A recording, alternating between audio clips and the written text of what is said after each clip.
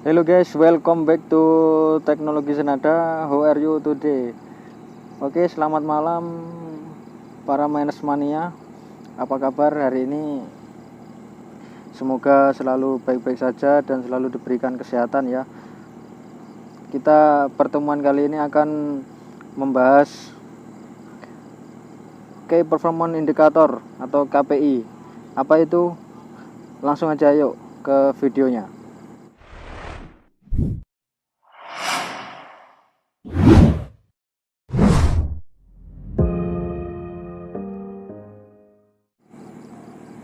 Oke Manes Mania, KPI, apa KPI itu ya? Oke, jadi KPI itu indikator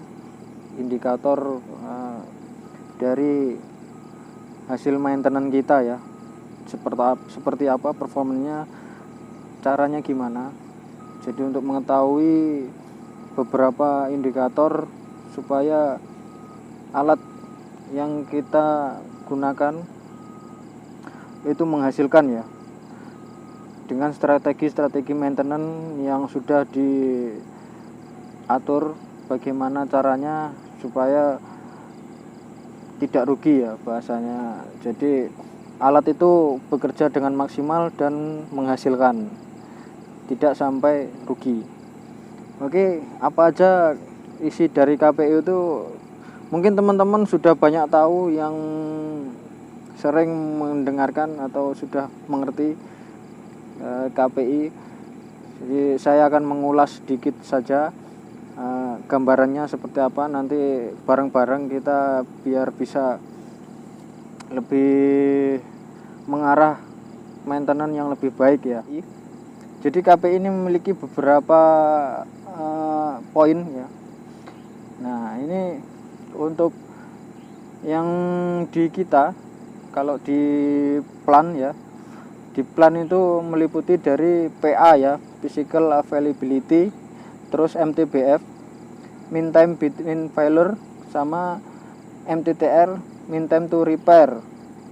Kemudian untuk oil consumption dan juga breakdown schedule ratio. Jadi perbandingan breakdown schedule dengan breakdown unschedule. Nah, ini nilai targetnya sudah tertera.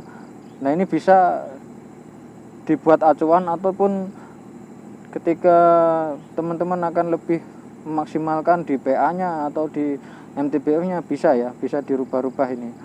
Nah, nanti ketentuannya akan sangat berpengaruh dengan kondisi alat masing-masing ya. Nah, kita langsung ke PA ya. PA, physical availability. Apa itu PA? Jadi suatu persentase ya, tingkat kesiapan alat untuk beroperasi. Jadi ngomongnya kita dalam waktu, misalnya ini satu hari itu 24 jam. Jadi alat itu bisa siap operasi berapa jam atau berapa persennya. Misalkan 100%-nya di 24 jam. Ketika targetnya misalkan di 88% atau di 90%, tinggal kita menghitung dengan rumus seperti ini ya. Jadi ada perhitungan versi 1 seperti ini. PA sama dengan MOHH dikurangi downtime dibagi MOHH dikali 100%. Apa itu MOHH? Jadi MOHH itu adalah mesin on hand horse. Jadi alat itu di tangan ya, maksudnya itu alat itu di tangan, jam dunia ya, ini acuannya. Jadi kalau satu hari itu ya 24 jam dikurangi downtime itu ya breakdown, meliputi breakdown schedule maupun breakdown unschedule maupun breakdown schedule, dibagi MOH itu sendiri terus dikali 100%. Atau dengan perhitungan versi kedua, ini PA sama dengan working hours ditambah standby dikurangi MOHH dikali 100%. Nah, atau bisa juga dengan cara seperti ini. Working hours itu jadi jam dimana dia beroperasi selama satu hari itu, selama satu hari beroperasi berapa jam. Misalkan ada standby ditambah jam standby-nya, kemudian dikurangi MOHH dikali 100%. Jadi ada dua versi perhitungan ya. Ini untuk mengetahui kesiapan alat dalam beroperasi ya.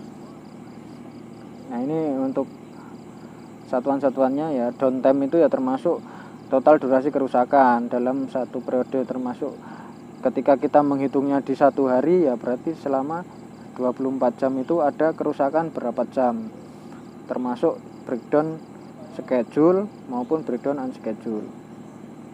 Kemudian MOH tadi, mesin on hand hours, itu ya total jam dunia dalam satu periode ya, itu 24 jam yang hitungnya ya. Terus working hours itu yang saya sampaikan tadi, jadi aktual total jam kerja atau aktual jam beroperasi dalam acuan HM ya, HM unit dalam satu periode. Nah, kalau standby ini jadi yang tidak beroperasi tapi kondisi unit tersebut ready ya, tidak breakdown. Oke, PA ini ya, misalkan kita akan menarik salah satu contoh, kita mempunyai satu unit dalam waktu sehari. Nah, ternyata ada pengerjaan penarikan servis misalkan 3 jam, kemudian ready setelah beberapa jam dalam hari itu mengalami breakdown misalkan 1 jam, jadi breakdownnya 4 jam ya. Jadi PA sama dengan 24 jam dikurangi 4 jam dibagi 24 dikali 100. Nah, jadi didapatkan di 83 ya. Hasilnya sama dengan 83%.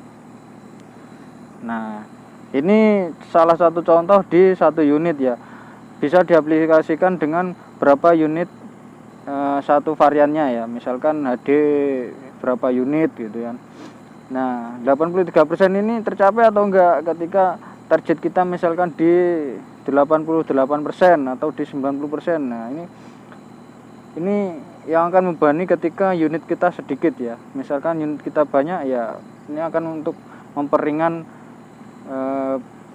perhitungan PA kita untuk melakukan strategi maintenance ya. Karena kalau cuma sedikit unitnya, nah ini pembaginya akan sangat terasa. Jadi ketika downkan berapa jam akan sangat terasa pada PA-nya ya.